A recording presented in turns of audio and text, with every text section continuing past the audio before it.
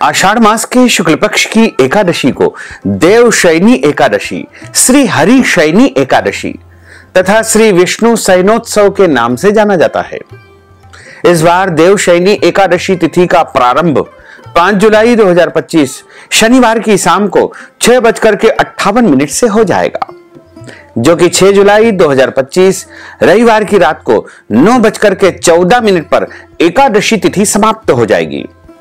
अतः द्वादशी युक्त शुद्ध हरिवासर एकादशी, सूर्योदय व्यापिनी एकादशी व्रत की जो एकादशी रहेगी वो 6 जुलाई 2025 रविवार के दिन ही रहेगी। इसी दिन सभी भक्तजनों, माताओं, बहनों, वैष्णव जनों को एकादशी का व्रत रखना चाहिए। सभी के लिए इस बार 6 जुलाई 2025 रविवार के दिन ही व्रत रखने का विधान बताया गया है।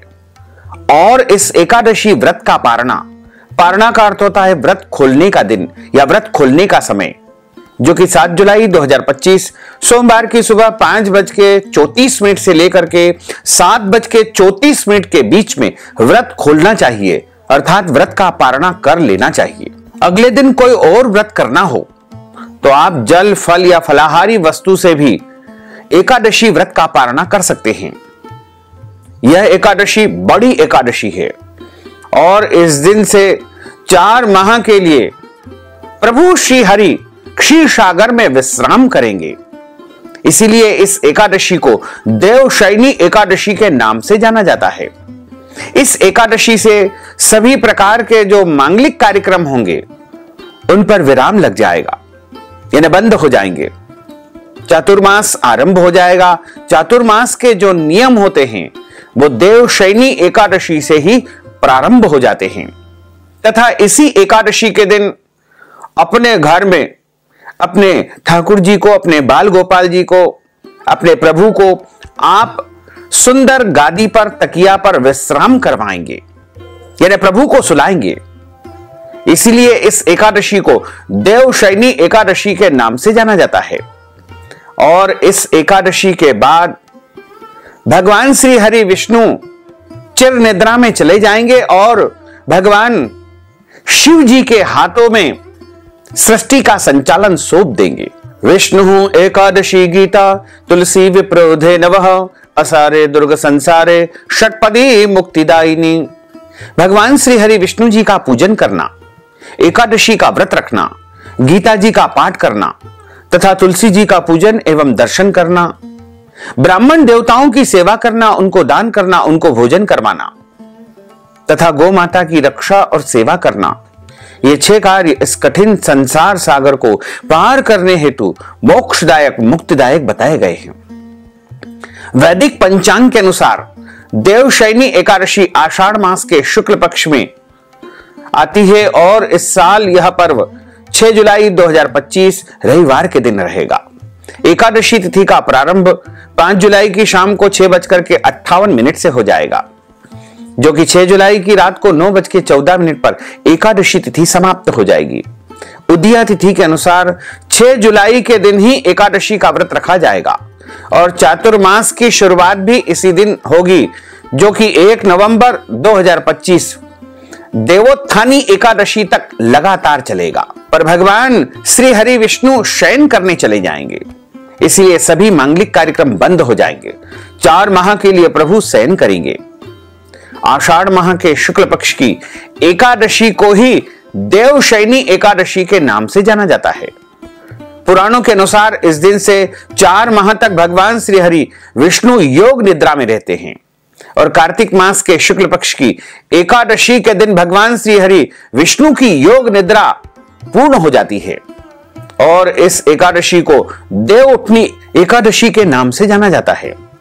देवशयनी एकादशी के बाद 4 माह तक मांगलिक कार्यक्रम जैसे यज्ञोपवीत संस्कार, विवाह संस्कार, दीक्षा ग्रहण, यज्ञ, गृह प्रवेश आदि कार्य नहीं किए जाते हैं। इन 4 महीनों को चातुर्मास कहा जाता है। इनमें कोई भी शुभ काम नहीं किए जाते हैं। चातुर्मास आरंभ होते ही भगवान श्री हरि विष्णु पृथ्वी का कार्य भगवान शिव को सौंप करके खुद विश्राम के लिए चले जाते हैं। इसलिए इस दौरान भगवान शिव की आराधना का विशेष महत्व है। चातुर्मास में श्रावण का महीना आता है, इसलिए इस महीने में शिव आराधना का विशेष पुण्य फल प्राप्त होता है। 6 जुलाई को देवशयनी एकादशी है। इसी दिन से चातुर्मास आरंभ हो जाएगा और 4 महीनों तक कोई भी बड़े मांगलिक कार्यक्रम संपन्न नहीं होंगे। हालांकि इस दौरान भागवत कथा करना, अनुष्ठान कराना और विशेष भजन कीर्तन चातुर्मास में यदि संपन्न किया जाए, सत्संग किया जाए, रामचरितमानस का पाठ किया जाए, श्रीमद् भागवत कथा का श्रवण किया जाए तो अति उत्तम माना जाएगा। भगवान श्री हरि विष्णु के विश्राम करने से सभी तरह के जो बड़े मांगलिक कार्यक्रम होते हैं उन पर विराम लग जाता है। भगवान श्री नारायण की प्रिय हरिशयनी एकादशी या फिर इसे देवशयनी एकादशी भी कहा जाता है। इसी दिन से साधु संत सन्यासी लोगों का चातुर्मास आरंभ हो जाता है। 4 महीने भगवान विष्णु के निद्रा काल का समय माना जाता है। वैज्ञानिक दृष्टिकोण से यदि माना जाए तो इस दौरान सूर्य व चंद्रमा का तेज पृथ्वी पर कम पहुंचता है, जल की मात्रा अधिक हो जाती है, वातावरण में अनेक जीव जंतु उत्पन्न हो जाते हैं जो अनेक रोगों का कारण बनते हैं। इसीलिए साधु संत तपस्वी श्रोत्रिय ब्रह्मनिष्ठ इस काल में एक ही स्थान पर रह करके तपस्या करते हैं, साधना करते हैं, स्वाध्याय करते हैं, प्रवचन आदि कार्य करते हैं। तो 6 जुलाई 2025 रविवार के दिन देवशयनी एकादशी के बाद से चातुर्मास लग जाएगा, जो कि 1 नवंबर 2025 देवोत्थानी एकादशी के दिन समाप्त होगा। इस बार देवशयनी एकादशी पर साध्य योग का निर्माण हो रहा है और यह योग रात को 9:27 तक रहेगा। इसके बाद शुभ योग निर्मित हो जाएगा। इन योग में भगवान लक्ष्मी नारायण की पूजा करने से सभी प्रकार के शुभ कार्यों में सफलता मिलेगी। इसके साथ ही त्रिपुष्कर योग और रवि योग भी इस दिन बन रहा है। भगवान शिव जी सृष्टि का संचालन इसी दिन से आरंभ करेंगे और इस दौरान सभी प्रकार के धार्मिक अनुष्ठान, विवाह आदि कर्म को छोड़ करके किए जाते हैं। भगवान का अधिक से अधिक ध्यान करना चाहिए, योग करना चाहिए, साधना करना चाहिए। चातुर्मास में सबसे पहले श्रावण का महीना यानी सावन मास आएगा। सावन का महीना भगवान शिव जी को समर्पित होता है।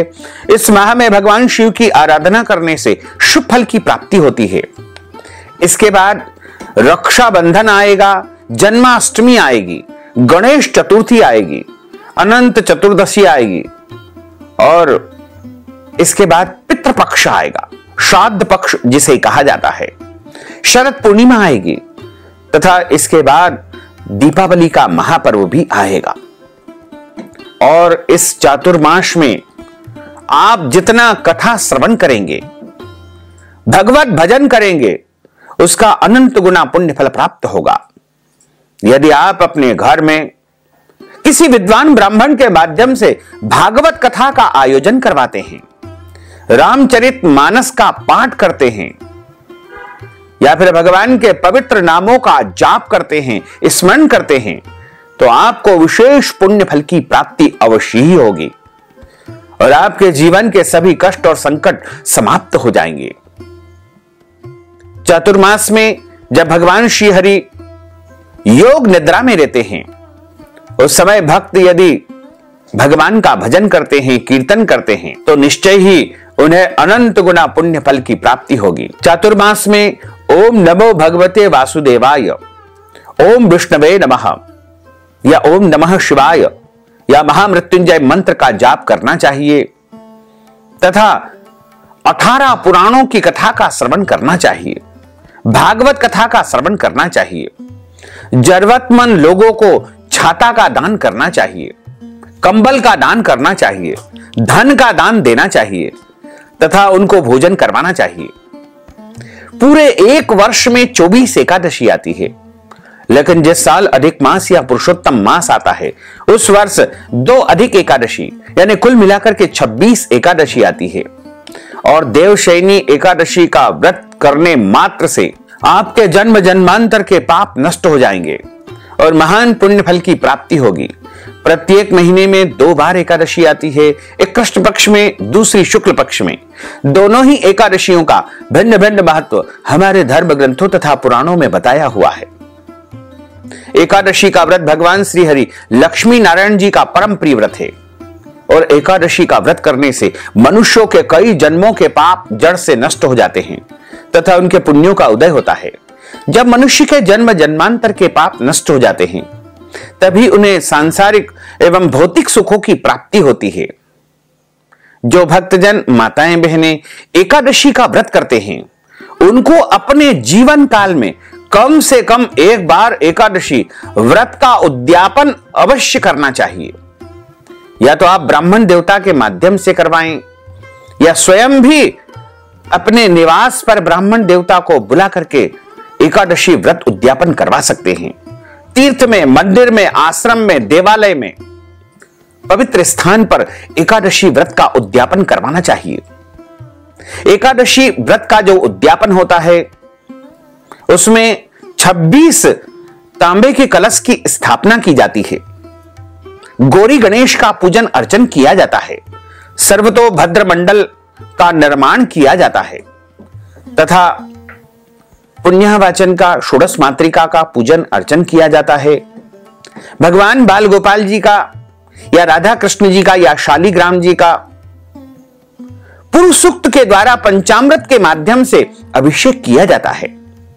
सुंदर वस्त्र उनको धारण करवाए जाते हैं। उसके बाद एकादशी व्रत कथा का श्रवण किया जाता है, हवन कर्म किया जाता है और उसके बाद एकादशी के दिन ब्राह्मण देवता को फलाहारी वस्तु भोजन के रूप में प्रदान की जाती है, यानी उनको फलाहारी वस्तु ही उस दिन खिलाना चाहिए। और द्वादशी के दिन 26 ब्राह्मणों को भोजन करवाने का विशेष विधान है। तो आप यदि हमारे माध्यम से एकादशी का व्रत करवाना चाहते हैं तो यह संपूर्ण विधि हम आपके लिए अवश्य ही संपन्न करवा देंगे। आप हमसे संपर्क करें तो हम जरूर आपके लिए एकादशी व्रत का उद्यापन करवा देंगे। जो भक्तजन माताएं बहनें एकादशी का व्रत करते हैं उनको दशमी तिथि से लेकर के द्वादशी तिथि तक कुछ महत्वपूर्ण नियमों का पालन अनिवार्य रूप से करना चाहिए। इस बार दशमी तिथि के सभी नियमों का पालन 5 जुलाई 2025 शनिवार को करना है और 6 जुलाई 2025 रविवार को एकादशी का व्रत रखना है तथा 7 जुलाई 2025 सोमवार को एकादशी व्रत का पारण करना है, यानी व्रत को खोल लेना चाहिए। दशमी तिथि के दिन एक समय शुद्ध एवं सात्विक भोजन करें। यदि एक समय संभव नहीं है तो आप 2 समय भी भोजन करें, लेकिन ध्यान रखें दशमी के दिन चावल नहीं खाना चाहिए, लहसुन प्याज नहीं खाना चाहिए, मांस, मदिरा, अभक्ष, भक्षण, मसूर की दाल, कटहल की सब्जी का उपयोग दशमी तिथि के दिन नहीं करना चाहिए। दशमी के दिन पराय अन्न अर्थात दूसरे के घर का भोजन नहीं करना चाहिए। शहद नहीं खाना चाहिए। ब्रह्मचर्य व्रत का पालन करना चाहिए और एकादशी के दिन सुबह जल्दी उठ करके स्नान करके पूजा अर्चना करके एकादशी व्रत का संकल्प करना चाहिए। वैसे तो आप यदि पद्म पुराण के उत्तरखंड के अध्याय 64 में श्लोक नंबर जो 34 लिखा हुआ है उसको भी बोल लेंगे तो भी आपका संकल्प हो जाएगा। संकल्प का अर्थ होता है प्रतिज्ञा करना, शपथ ग्रहण करना। यदि आप निष्काम भाव से व्रत करते हैं यानी बिना किसी कामना के भी व्रत करते हैं तो भी आपको संकल्प करना चाहिए और यदि आप सकाम भाव से व्रत करते हैं तो भी आपको संकल्प करना चाहिए। पद्म पुराण में जो श्लोक लिखा हुआ है उसका उच्चारण या श्रवण करने मात्र से भी आपका संकल्प हो जाएगा। एकादश्याम निराहार स्थित्वाहम परेहनि भोक्षामि पुंडरीकाक्ष शरणम में भवाच्युत। हे कमल नयन, हे वासुदेव, हे जनार्दन, हे अच्युत, मैं एकादशी के दिन निराहार रह करके अगले दिन ही भोजन ग्रहण करूंगा। बस ऐसा बोलने मात्र से भी आपका संकल्प हो जाएगा। लेकिन आपके निवास स्थान पर, आपके घर में संकल्प करने की व्यवस्था है तो आप अपने पूजा घर में, देवघर में या पूर्व दिशा की तरफ मुंह करके शुद्ध घी का या तिल के तेल का दीपक प्रज्वलित कर लीजिए। एक थाली में रोली अक्षत के स्थान पर जौ, तिल, तुलसी का पत्ता और कुछ दक्षिणा सुपारी रख करके, हाथ की मुद्रा को इस प्रकार रख करके हाथ में जल रखे, सुपारी रखे, पैसा रखे, पीला पुष्प रखे, तुलसी पत्र रखे और दक्षिणा रख करके आप बोलिएगा ओम विष्णवे नमः, ओम विष्णवे नमः, ओम विष्णवे नमः। ओम तिथिर विष्णु स्थावारो नक्षत्रम विष्णुरेव च योगश्च करणम विष्णु सर्वम विष्णुमयम जगत। ओम विष्णुर विष्णु विष्णु श्रीमद् भगवतो महापुरुषस्य विष्णोर आज्ञया प्रवर्तमानस्य अद्य श्री ब्रह्मणों ही द्वितीय प्रार्धे श्री श्वेतवारः कल्पे वैवस्वत मन्वंतरे अष्टाविंशतितमे कलियुगे कलि प्रथम चरणे भूर्लोके भारतवर्षे भरतखंडे जम्बूद्वीपे आर्यावर्तांतर्गत ब्रह्मवर्तेक देशे अवंतिकायाम विशाला क्षेत्रे मध्य प्रदेशे भोपाल मंडलांतर्गते भोपाल नामने नगरे संवत् 2082 महसा नाम मासे पुण्य पवित्र मासे आषाढ़ मासे ही शुभे ही शुक्ल पक्षे ही वर्षा ऋतौ सिद्धार्थी नामक संवत्सरे ही रविर उत्तरायणे ही अद्य दिवसे ही एकादश्यायाम पुण्यतिथ्योः विशाखा दिवस नक्षत्रे रविवासरान्वितायाम मां तुला राशिस्ते श्री चंद्रैः मिथुन राशिस्ते श्री सूर्यैः मिथुन राशिस्ते श्री देवराज गुरु शेषेषु ग्रहेषु यथा यथम राशि स्थान इससे सस्सु एवं ग्रह गुण गण विशेषण विशिष्टायाम शुभ पुण्य तिथौ। आप बोलिएगा मम आत्मनः, अपने नाम और गोत्र का यहां पर उच्चारण करेंगे।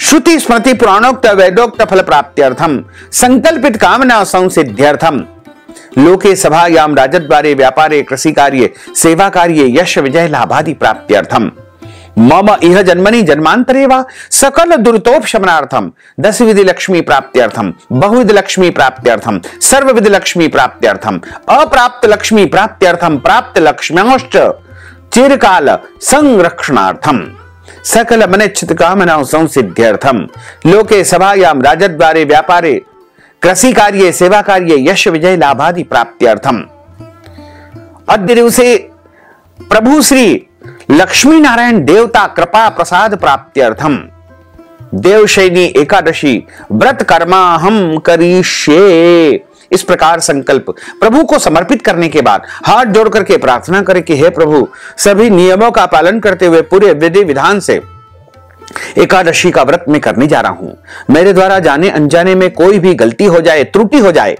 तो आप अबोध बालक जान करके, छोटा बच्चा जान करके मुझे क्षमादान अवश्य ही प्रदान कर देना। इसी के साथ आपका व्रत आरंभ हो जाएगा। सूर्य भगवान को अर्घ्य प्रदान करें, माता पिता गुरुजनों को प्रणाम करें, पूज्य पुरुषों को नमन करें, तुलसी जी का पूजन करें, गौ माता का पूजन करें। एकादशी के दिन किसी को भी अन्न का सेवन बिल्कुल नहीं करना चाहिए, केवल और केवल फलाहार करें। सर्वोत्तम फलाहार गाय का दूध एवं फल बताए गए हैं। एकादशी के दिन झूठ न बोले, क्रोध न करे, लड़ाई झगड़ा एवं वाद विवाद बिल्कुल न करे। ब्रह्मचर्य व्रत का पालन करना चाहिए। दाढ़ी कटिंग या शेविंग नहीं करवाएं। किसी भी प्राणी का, किसी भी मनुष्य का, किसी भी जीव का अपमान अथवा अनादर बिल्कुल न करें। दिन में सोना नहीं चाहिए। रात्रि में जितना हो सके जागरण करें। पूजन पाठ करके ब्राह्मण देवता के मुख से ही एकादशी व्रत कथा का श्रवण करें तथा उन्हें श्रद्धा पूर्वक दक्षिणा देवे और अगले दिन उनको भोजन करवाए। यदि भोजन करवाना संभव नहीं है तो उनको आटा दाल चावल सीधा सामग्री का दान करें या फिर भोजन के निमित्त नगद धन राशि प्रदान करके भी आप ब्राह्मण भोजन का पुण्य प्राप्त कर सकते हैं।